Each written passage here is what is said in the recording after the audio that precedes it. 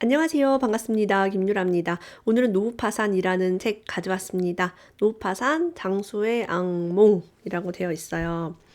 대한민국 노인 빈곤율 OECD 국가 중에 1위. 다들 아는 이야기죠. 왜 우리나라가 이렇게 노인 빈곤율이 높을까? 근데 우리나라보다 더 먼저 초고령 사회를 맞이한 일본을 우리가 보면서 우리나라의 어떤 그런 노인 빈곤율을 예측할 수 있어요. 일본을 따라가는 것 중에 이제 가장 큰 것이 인구 구조죠. 그런 인구 구조 때문에 우리가 뭐 집값도 일본처럼 떨어질 것이다. 여러 가지 이야기를 하고 있는데요. 우선 일본의 노인들은 어떻게 그럼 살고 있는지. 아주 상류층 노인 말고 대부분의 어떤 평범한 노인들을 기준으로 얘기하고 있습니다. 이 책을 읽으신 분들은 재테크를 안 할 수 없을 거예요. 지금 어떤 소비하고 있는 것들을 많이 줄이실 수밖에 없을 겁니다. 저는 늘 사교육비도 줄이자, 그 다음에 뭐 의복이나 이런 사치품도 하지 말자. 먹는 것도 최소한으로 외식, 뭐 배달 이런 거 말고 집밥 해 먹자 이런 얘기를 많이 하고 있는데요. 그런 어떤 근거가 되는 책입니다. 우리가 젊어서 그렇게 살지 않으면 나이가 들어서는 이제 더 어려운 삶을 살 수밖에 없어요. 여러분이 지금 쓰고 있는 돈이 미래에 써야 될 돈을 땡겨 쓴다라고 생각하면 좋아요. 집안에 사치하는 사람이 있어요. 그러면 이 책을 한번 읽게 해주면 너무 좋을 것 같고요. 저희 배우자는 책을 안 읽습니다. 그런 분은 혹시 이 영상을 뭐 이동하면서 차 안에서 온 가족이 함께 들으면 어떨까요? 네. 전기 요금을 연체해서 전기가 끊겼습니다. 마침 생활비도 절약하고 싶었기 때문에 그날 이후로 전기를 쓰지 않고 있지요. 나이가 들어서 알뜰하게 사는 것을 넘어서서 전기조차도 쓸 수 없는 그런 노인분이 있다고 해요. 전기를 쓰지 못하는 다시로 씨에게 가장 괴로운 일은 텔레비전을 볼 수 없다는 것이었다.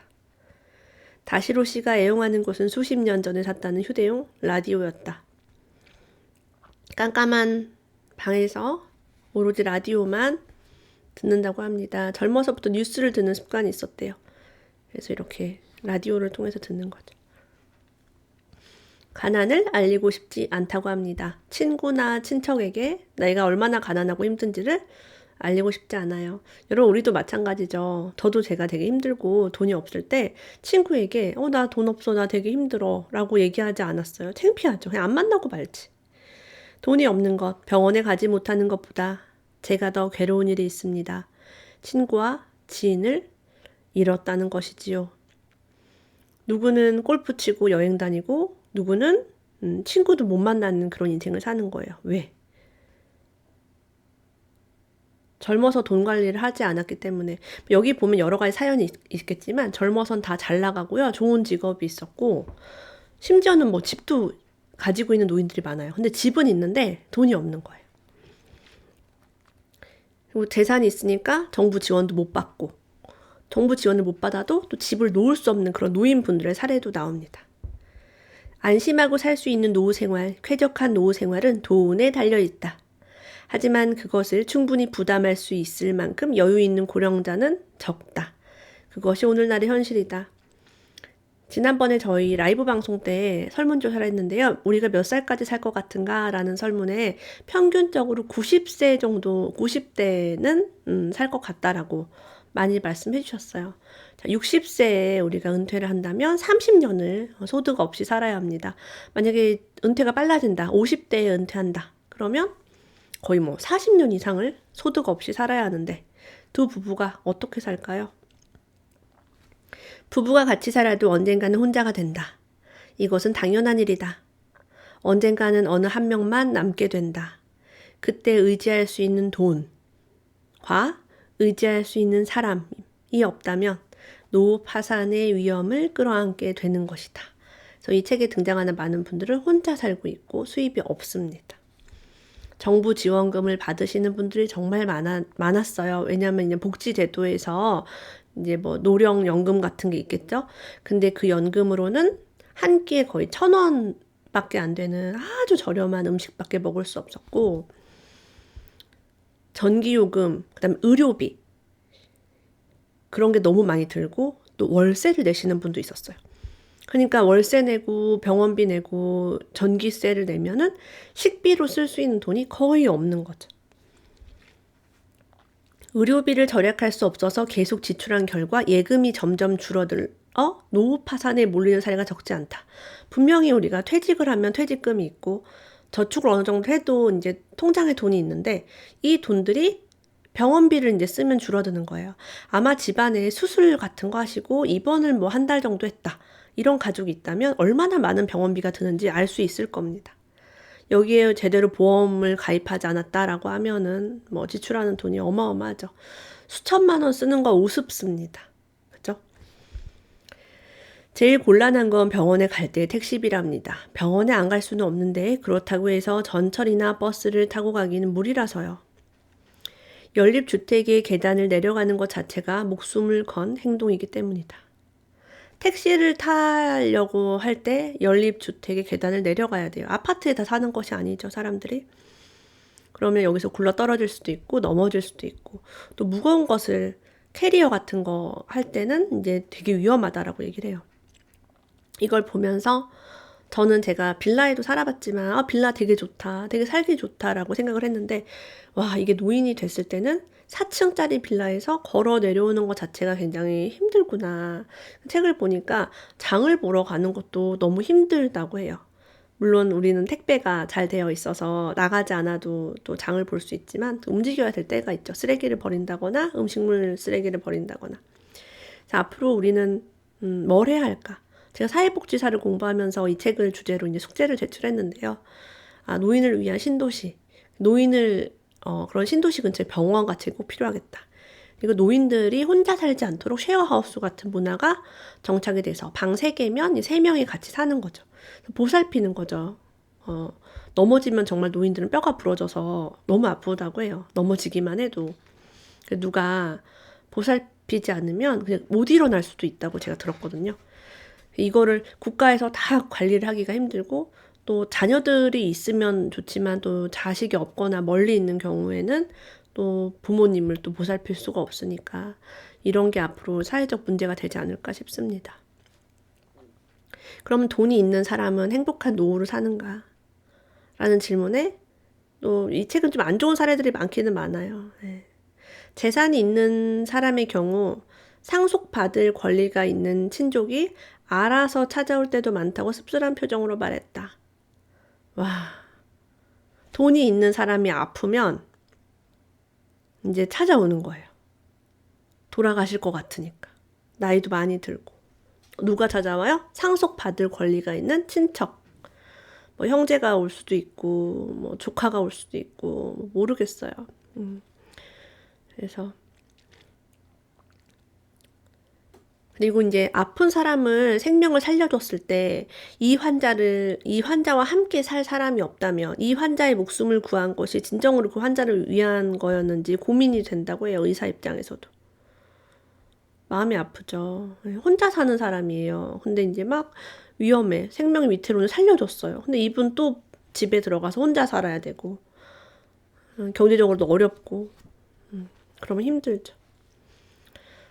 흔히 노후 파산을 도시 지역의 독거 고령자들 사이에서만 확산되고 있는 현상이라고 생각하기 쉽다. 저도 이 책을 읽기 전에 그랬습니다. 저희 시댁이 전라남도 해남인데요. 굉장히 풍족한 생활을 하고 있어요. 제 기준에서는.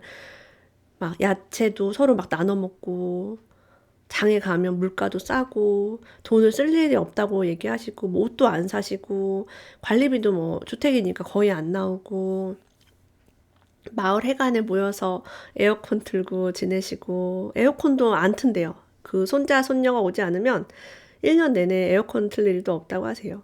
자, 풍요로운 농촌 생활은 존재하는가라는 챕터 이야기입니다. 자연이 풍부한 농촌은 돈이 없어도 자급자족으로 먹고 살 수 있대요. 하지만 농업을 그만둔 뒤에는 연금으로 생활이 불가능해서 굉장히 많은 고생을 하고 있다고 합니다. 그리고 이제 여름에는 푸르른 어떤 그런 자연의 혜택을 받지만 겨울만 돼도 너무 춥고 난방비도 많이 들고 막 눈도 치워야 되고 힘들다고 해요. 몸이 아프고 하니까요. 자, 생활보호비를 받는 노인이 있고요. 생활보호비를 받지 않는 노인들이 있다고 해요. 생활보호비를 받는 것에 대해 일종의 죄책감이나 정신적인 부담을 느끼는 농촌의 노인들이 많았다고 합니다. 왜 이게 도시보다 지방이 더 강할까? 라고 했더니 어렸을 때부터 알고 지낸 사람들로 가득한 마을에서 체면의 문제가 있다. 아, 정부에서 어떤 보조를 받는 게 가난의 지표가 될 수 있겠죠. 가족은 대체 뭘 하고 있는 거야? 라고 가족까지 비난받지 않을까 두려워한다. 당신은 아들, 딸이 그렇게 있는데 안 챙겨요, 용돈을? 이제 이렇게 사람들이 막 이제 하는 거죠. 주위의 눈을 지나치게 신경 쓰는 농촌 특유의 문화를 상징하는 그런 예가 있대요. 그래서 그런 걸 보면서 아, 농촌도 농촌 나름대로의 어떤 그런 힘듦이 있구나. 그걸 알게 되었습니다. 자, 법적으로요. 후견인을 이제 지정할 수 있잖아요. 근데 이 법무사 이야기를 보니까 치매에 걸린 고령자의 자산을 자신들이 쓰는 것이 마치 당연한 권리인 양 법률 전문가에게 후견인을 맡기면 할머니의 예금을 마음대로 쓸 수 없게 되는 게 아닐까? 라고 걱정하는 사람도 있대요. 야, 할머니 돈을 내 맘대로 빼서 쓰고 싶은데 후견인이 이제 법률 전문가가 이제 지정이 되면 못 쓰는 거죠. 실제로 허락도 없이 예금을 증손자 입학금으로 써버리는 바람에 고령자 본인이 복지시설에 들어가지 못한 사례도 있었다. 예를 들면 내가 노후에 실버타운에 들어가서 좀 몸이 불편하고 잘 못 움직이니까 간호사도 있고 밥도 이제 새끼 해주는 곳에 들어가고 싶은데 보증금이 되게 비싸요. 뭐 몇 억씩 내야 몇 억에 뭐 월 몇백 뭐 저도 알아봤는데 뭐 150, 뭐 200, 진짜 비싼 데는 400까지 하더라고요. 근데 뭐 하여튼 150 정도는 내고 나를 좀 케어받을 수도 있잖아요. 근데 그런 시설에 예금을 가족이 맘대로 써버리면 못 들어간다고 해요. 성년 후견 제도는 고령자 본인의 생활과 권리를 지키자는 그런 본래 취지가 있는데 친족 때문에 노후의 생활에 위협을 받을 수도 있다고 해요. 그래서 시민 후견인 양성을 추진하자 이런 얘기도 있습니다. 그러니까 정말 이 노인의 돈을 잘 지키는 그런 사람이 필요하겠죠. 사실 이걸 자녀들이 우리 부모님을 좀 잘 어떻게 하면 좋을 텐데 글쎄요. 이거를 정말 개인의 어떤 역량으로 맡기기에는 사회적인 문제가 앞으로 커지지 않을까라고 저는 생각을 해요. 결국은 고령자 문제의 대부분은 돈으로 해결할 수 있다고 합니다. 하지만 우리가 노인을 돕기 위해서 어떤 복지를 많이 하면 할수록 세대 간의 갈등이 생긴다고 해요. 왜 내가 저 누군지도 모르는 노인들을 도와줘야 돼. 그리고 나는 막 결혼도 안 하고 아이도 없어요. 근데 내가 왜 윗세대를 해야 돼. 왜 세금을 내 세금으로 저걸 도와줘야 돼? 라고 할 수도 있어요.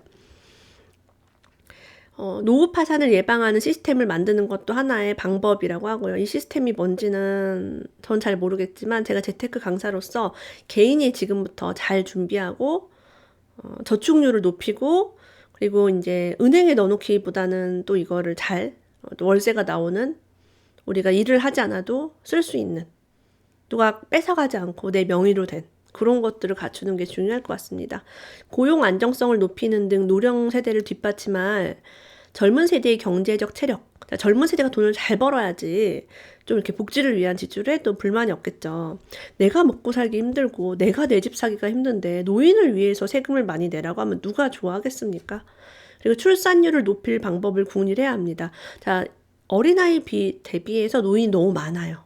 그러면 당연히 어마어마한 세금이 지출될 수밖에 없고 이렇게 되면은 대한민국이 살기 좋은 나라가 될 수 있을까?